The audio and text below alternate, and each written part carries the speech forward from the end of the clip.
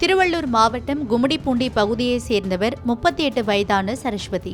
இவர் சென்னை வில்லிவாக்கம் பகுதியில் டெய்லர் கடை வைத்து நடத்தி வந்துள்ளார். இதனிடையே சென்னை வில்லிவாக்கத்தில் இருந்து கும்மிடிப்பூண்டிக்கு சென்று வர இயலாத சூழ்நிலையால் சென்னை கொளத்தூர் பகுதியில் உள்ள தனம்மாள் 1வது தெருவில் வசித்து வந்துள்ளார். இந்நிலையில் 2 நாட்களாக சரஸ்வதியின் வீடு பூட்டியே கிடந்துள்ளது. அதோடு அவரது வீட்டில் இருந்து துர்நாற்றம் வீசியதாக சொல்லப்படுகிறது. இதனால் அக்கம் பக்கத்தினருக்கு சந்தேகம் ஏற்பட்டுள்ளது.